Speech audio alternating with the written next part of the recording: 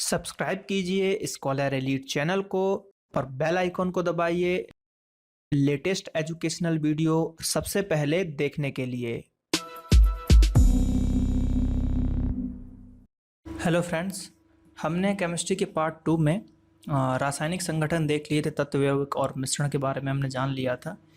मिश्रण को कैसे अलग कर सकते हैं उन सब चीज़ों के बारे में भी हमने जाना था। और आज के इस लेसन में हम पार्ट 3 देखने जा रहे हैं, जिसमें हम जानेंगे जो परमाणु होता है हमारा, उसकी द्रव्यमान इकाई एवं मूल संरचना के बारे में हम जानेंगे। तो चलिए स्टार्ट करते हैं आज का लेसन पार्ट 3। तो देखिए इसमें क्या है कि परमाणु की द्रव्यमान इकाई यानी कि एटॉमिक मास यूनिट क्या होता है उनके बारे में हम जानते हैं। तो जो कार्बन होता है जिसका परमाणु द्रव्यमान कितना होता है, 12 होता है। कितना होता है? 12 होता है, C12। तो कार्बन जिसका परमाणु क्रमांक 12 होता है कि एक परमाणु के द्रव्यमान के 12वें भाग को परमाणु का द्रव्यमान इकाई बोलते हैं। यानी कि जो C12 है इसका 12वां भाग, कौन सा? इसका 12वां भाग, इसका एक परमाणु का 12वां भाग जो होगा वो कहलाएगा परमाणु द्रव्यमान इकाई। यानी कि 1/12, वो भी किसका? C12 के एक अणु का। ठीक, तो वो क्या कहलाएगा? एक परमाणु के द्रव्यमान का 12वां भाग जो होगा, परमाणु जो होगा, एक अणु नहीं, परमाणु के भाग का, तो वो क्या कहलाएगा? सीधे सीधे आपको याद रखना है 1/12 C12 का। तो वो कहलाएगा यहाँ पर आपका परमाणु द्रव्यमान इकाई, एटॉमिक मास यूनिट। अब परमाणु द्रव्यमान देखिए क्या होता है, कैसा होता है, उसके बारे में थोड़ी सी जानकारी लेनी चाहिए। तो क्या है? किसी तत्व का परमाणु द्रव्यमान एक संख्या है जो यह बतलाती है कि उस तत्व के एक परमाणु का द्रव्यमान कार्बन परमाणु जो है, ठीक है, यानी कि जो 12 होता है, के परमाणु के द्रव्यमान के 12वें भाग से कितना गुना भारी है। यानी कि वही चीज बात की जा रही है कि C12 जो है उसका 12वां भाग जो होगा उससे कितना भारी है, उससे कितना उसका वजन ज्यादा है, कितना वो भारी है, यही चीज यहाँ पे बताएगी। तो देखिए यहाँ पे क्या लिया गया है, ये एक फॉर्मूला है। तत्व के एक परमाणु का द्रव्यमान, मान लीजिए H1 ले लिया हमने, ठीक है, H2 है, एक परमाणु का द्रव्यमान लिया, 1/12 C12 का परमाणु भार, ठीक है, परमाणु द्रव्यमान। तो ये चीज है, तो ये एक फॉर्मूला दिया गया है बुक में, तो जो कि इंपॉर्टेंट है और इसको आपको याद भी रखना है। 1/12वां भाग, बस आप इसको याद रखिए। अब मोल क्या होता है? What is mole? मोल क्या है? किसी पदार्थ के परमाणु जो है उसके अणु तथा आयन की निश्चित संख्या को व्यक्त करता है, और यह संख्या होती है 10⁻23, क्या 6.022 × 10⁻23, और जो कि एक मोल को मोल को प्रकट करता है, और इसको हम एवोगैड्रो संख्या भी कहते हैं। अतः मोल पदार्थ के कणों की एवोगैड्रो संख्या भी व्यक्त करता है। तो मेनली आपको याद रखना है भैया, इसको बिल्कुल रट लो, 6.022 × 10⁻23। कितना? फिर से बोल रहा हूँ, 6.022 × 10⁻23, जो कि मोल को प्रकट करेगा। और उसको हम क्या बोलेंगे? उसको हम बोलेंगे एवोगैड्रो संख्या, उसको हम बोलेंगे। तो सीधे सीधे क्वेश्चन आता है इनमें से कौन सा एवोगैड्रो संख्या है। अब एवोगैड्रो संख्या जो है उसके बारे में थोड़ी सी जान लेते हैं, क्या क्या चीजें होती है, क्या क्यों बोलते हैं। किसी तत्व के 1 ग्राम परमाणु यानी कि 1 मोल में उपस्थित परमाणुओं की संख्या एवोगैड्रो संख्या कहलाती है, और वही है 1 मोल जो होता है वो होता है 6.022 × 10⁻23 के बराबर होता है। या किसी पदार्थ, तत्व या यौगिक के 1 ग्राम अणु यानी 1 मोल में उपस्थित अणुओं की संख्या कितनी होती है? तो इतनी होती है 6.022 × 10⁻23 होती है। तो यही एक इंपॉर्टेंट यहाँ पर फैक्ट निकल के आता है, और इस संख्या को एवोगैड्रो संख्या कहते हैं। और अगर हम इसको मतलब सूचित करने की बात करें तो इसको N से, कैपिटल N से इसको प्रदर्शित करते हैं, और कैपिटल N की वैल्यू हो गई 6.022 × 10⁻23। तो ये भी आपको जो है यहाँ पर याद रखना है कि एवोगैड्रो जो है कैपिटल N से यहाँ पर हम इसको डिनोट करते हैं। अब कुछ सामान्य तत्व हैं, उनके परमाणु द्रव्यमान है जो आपको याद रखने हैं, तो बात कर लेते हैं। देखिए हाइड्रोजन की, तो हाइड्रोजन को हम संकेत H से दिखाते हैं, परमाणु संख्या इसका 1 होता है, परमाणु द्रव्यमान 1.008 होता है। हीलियम को हम 2 होता है इसकी परमाणु संख्या, और 4.003 होता है। लिथियम का 3 होता है, 4। तो ये देखिए लाइन से आपको दिया गया है कि 1 2 3 4 5, तो इसको आपको याद रखना है। इसमें क्या क्या याद रखना है वो हम आपको बता देते हैं।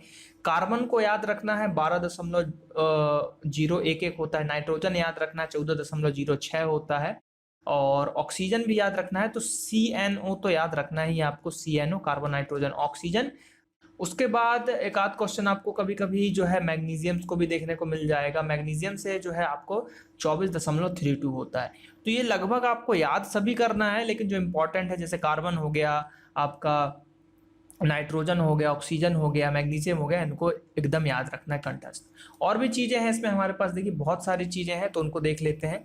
एल्यूमिनियम है, उसका होता है 26 होता है, यानी कि अप्रॉक्स 27 लगा सकते हैं। सिलिकॉन है 28 है, फॉस्फोरस 30 है, सल्फर है 32 है, क्लोरीन है 35 है। तो बुक में ये लिस्ट एज दी होगी तो उसमें से आपको याद कर लेना है। इसमें क्या इंपॉर्टेंट है इस वाले में, तो इसमें इंपॉर्टेंट है ऑर्गन, क्लोरीन, उसके बाद अगर हम बात करें तांबा, ब्रोमीन इंपॉर्टेंट है क्योंकि जो है ये एक अधातु है और पिघली अवस्था में मिलता है, तो ब्रोमीन यहाँ पर इंपॉर्टेंट है। उसके बाद सीसा भी आपको याद रखना है कि इसका परमाणु संख्या कितना होता है, तो भैया 82 होता है, और द्रव्यमान जो होता है 207 होता है। तो जब टफ पेपर बनेगा तो ये सब डिजिट आपसे पूछी जा सकती हैं। अब बात करते हैं परमाणु संरचना। परमाणु की बात हो रही थी तो परमाणु संरचना के बारे में थोड़ा सा हमको जानकारी लेना चाहिए। तो भैया जॉन डाल्टन जी थे, उन्होंने 1803 में परमाणु सिद्धांत का प्रतिपादन किया, जिसके अनुसार परमाणु अविभाज्य होता है। यानी कि परमाणु क्या होता है, अविभाज्य, यानी कि मान लो जैसे कि परमाणु है तो इसको आप विभाजित नहीं कर सकते दो में, है ना, तो ये है अविभाज्य। तो ये किसने बोला था भैया, जॉन डाल्टन ने 1803 में बोला था। लगभग पूरी 19वीं शताब्दी तक यह माना जा रहा था कि परमाणु अविभाज्य, परंतु 19वीं शताब्दी के आखिरी दशक में वैज्ञानिकों ने प्रमाणित कर दिया कि परमाणु जो है विभाज्य है तथा परमाणु की एक निश्चित आंतरिक संरचना होती है, और आधुनिक अनुसंधानों ने प्रमाणित भी किया है। तो देखिए जॉन डाल्टन जी ने 1803 में तो सबसे पहले ये बताया कि भैया परमाणु को जो है विभाजित नहीं कर सकते हो, लेकिन वैज्ञानिक लगे रहे खोज में कि नहीं भाई ऐसे कैसे नहीं हो सकता, हो सकता है, लगे रहे, और लास्ट में उन्होंने 19वीं शताब्दी में खोज लिया और बता दिया कि भैया परमाणु जो है विभाजित हो जाता है। तो कैसे होता है उसके बारे में देखते हैं। तो परमाणु जो है कई प्रकार के अति सूक्ष्म कणों से मिलकर बना है। परमाणु क्या है भैया, कई प्रकार के अति सूक्ष्म कणों से मिलकर बना है, जिसमें क्या मिलेगा आपको, इलेक्ट्रॉन मिलेगा, प्रोटॉन मिलेगा, और यहाँ पर अगर हम बात करें न्यूट्रॉन भी प्रमुख है। तो क्या क्या मिल रहा है भैया, इलेक्ट्रॉन, प्रोटॉन और आपको न्यूट्रॉन देखने को मिल रहा है। और सभी तत्व परमाणु को निर्मित करते हैं, और करने वाले कणों को मौलिक कण कहते हैं। तो मौलिक कण यानी कि फंडामेंटल पार्टिकल्स कहा जाता है। तो परमाणु क्वेश्चन आता है कि परमाणु किससे मिलकर बने हैं, तो इलेक्ट्रॉन, प्रोटॉन, न्यूट्रॉन से मिलकर बने हैं, या फिर मौलिक कणों से मिलके बने हैं। तो मौलिक कण क्या होते हैं, इलेक्ट्रॉन, प्रोटॉन और न्यूट्रॉन होते हैं। तो भैया देखो यहाँ पर जो है इलेक्ट्रॉन नेगेटिव चार्ज होता है, प्रोटॉन पॉजिटिव होता है, और जो न्यूट्रॉन है वो क्या होता है, वो शून्य होता है, यानी कि n से न्यूट्रल है वो, ठीक। तो न्यूट्रॉन न्यूट्रल होता है। तो ये चीजें आपको थोड़ी सी याद रखनी है। अब परमाणु अणु में क्या चीज है देखते हैं। परमाणु एटम, परमाणु किसी तत्व का वह छोटा से छोटा कण है जो किसी भी रासायनिक अभिक्रिया में भाग ले सकता है, परंतु स्वतंत्र अवस्था में नहीं पाया जाता, हमने पढ़ा था पीछे। और जो अणु होता है, अणु क्या करता है, स्वतंत्र अवस्था में पाया जाता है, और ये रासायनिक अभिक्रिया में भाग नहीं ले सकता। यही दो डिफरेंस है, अणु रासायनिक अभिक्रिया में भाग नहीं लेता है और परमाणु रासायनिक अभिक्रिया में भाग ले लेता है। यही दोनों डिफरेंस है अणु और परमाणु में। अब हम जानते हैं इलेक्ट्रॉन, प्रोटॉन और न्यूट्रॉन के बारे में।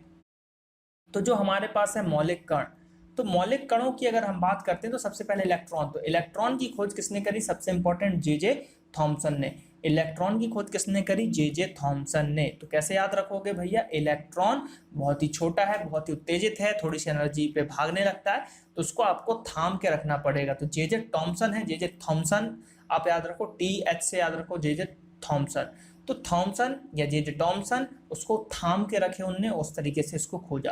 तो इलेक्ट्रॉन एक ऐसा कण है जिसका द्रव्यमान लगभग शून्य होता है, जिस पर इकाई जो है ऋण आवेश होता है। तो ये भी आपको याद रखना है कि जो इलेक्ट्रॉन होता है वो ऋण आवेशित होता है। तो कैसे याद रखोगे भैया, थॉमसन ने इसको खोजा और ऋण आवेशित होता है। बात करते हैं हम प्रोटॉन की। तो प्रोटॉन क्या होता है, परमाणु के अंदर प्रोटॉन एक ऐसा सूक्ष्म कण होता है जिसका सापेक्ष द्रव्यमान हाइड्रोजन परमाणु के द्रव्यमान के लगभग बराबर होता है। तो मेनली आप ऐसा कह सकते हो कि जो भी परमाणु है, ठीक है, तो जो उसके अंदर प्रोटॉन है उसी से जो है लगभग उसका द्रव्यमान निश्चित होता है। तो आप कह सकते हो कि परमाणु के अंदर जो प्रोटॉन होता है वो जैसे कि हाइड्रोजन है, तो हाइड्रोजन के परमाणु का जो द्रव्यमान है वो लगभग उसके प्रोटॉन के द्रव्यमान के बराबर होता है। और इस पर जो है धन आवेश होता है। प्रोटॉन यानी P से याद रखो पॉजिटिव, P से याद रखो पॉजिटिव, प्रोटॉन पॉजिटिव होता है। और इसकी खोज किसने करी, तो भैया इसकी खोज गोल्डस्टीन ने करी, और कहीं कहीं आपको रदरफोर्ड भी मिलेगा, रदरफोर्ड भी मिलेगा और गोल्डस्टीन भी मिलेगा। तो आपको सीधे सीधे याद रखना है, ऑप्शन में जब दोनों आ जाए तो रदरफोर्ड लगाना है, और अगर सिर्फ गोल्डस्टीन आए तो गोल्डस्टीन लगाना है, और सिर्फ रदरफोर्ड आए तो रदरफोर्ड लगाना है। इसलिए आप दोनों याद रखो कि प्रोटॉन की खोज जो है दोनों ने की है भैया, रदरफोर्ड और गोल्डस्टीन। क्योंकि ल्यूसेंट में आपको गोल्डस्टीन देखने को मिल रहा है, आप आईएएस पीएससी लेवल की बुक्स उठाइए, कुछ अलग बुक उठाइए जो मेनली बुक्स हैं, अच्छी अच्छी बुक्स हैं, तो उसमें आपको रदरफोर्ड देखने को मिलेगा। लेकिन कई एग्जाम ऐसे हैं जहां पर आंसर गोल्डस्टीन ही लिया गया, ऑप्शन में रदरफोर्ड आता ही नहीं है। तो इसलिए आपको दोनों याद रखना है, गोल्डस्टीन और रदरफोर्ड। अब बात करते हैं न्यूट्रॉन की। तो न्यूट्रॉन क्या है? तो न्यूट्रॉन की बात करें तो परमाणु के अंदर न्यूट्रॉन एक ऐसा सूक्ष्म है जिसका द्रव्यमान प्रोटॉन के द्रव्यमान के लगभग बराबर होता है, लेकिन इस पर कोई आवेश नहीं होता। ये होता है न्यूट्रल। क्या होता है? ये न्यूट्रल होता है, अर्थात न्यूट्रॉन एक उदासीन कण है। न्यूट्रल है यानी कि उदासीन है। और न्यूट्रॉन की खोज किसने करी? तो भैया न्यूट्रॉन की अगर खोज की हम बात करें तो न्यूट्रॉन की खोज करी थी 1932 में चैडविक ने। किसने करी? चैडविक ने। और बोरोलियम धातु पर अल्फा कणों के आघात करके, यानी कि जो बोरोलियम धातु था उस पर क्या किया उन्होंने? अल्फा कणों की बौछार की। मान लीजिए बोरोलियम धातु है, इस पर अल्फा कणों की बौछार की, तो उससे जो है उनको पता चला भैया कि न्यूट्रॉन नाम का भी कोई एक, मतलब नाम तो नहीं मिला, न्यूट्रॉन कुछ होता है, उन्होंने ऐसा खोजा, फिर नाम रखा होगा 1932 में। तो हमने क्या पढ़ा भैया? हमने पढ़ा इलेक्ट्रॉन, जे थॉमसन, प्रोटॉन पढ़ा हमने, न्यूट्रॉन पढ़ा हमने, है ना, जे थॉमसन ने, गोल्डस्टीन ने, रदरफोर्ड ने और चैडविक ने खोजा। इन चीज़ों के बारे हमने यहाँ पर जाना। और अगर हम बात करें इसके बाद हमारे पास जो है रदरफोर्ड को ही पढ़ना है, तो वो जो हम पढ़ेंगे वो पढ़ेंगे अगले पार्ट में। रदरफोर्ड का परमाणु सिद्धांत है, इन सब चीज़ों के बारे में अब हम जो है लगभग सिद्धांत ही पढ़ेंगे अगले पार्ट में। तो आई होप कि ये वीडियो अच्छा लगा होगा। छोटा वीडियो है, छोटा पार्ट है, तो ज़्यादा से ज़्यादा वीडियोज़ को देखिए, लाइक कीजिए, कॉमेंट कीजिए, और मिलते हैं हम अगले वीडियो में। Thank you. जय हिंद, जय भारत।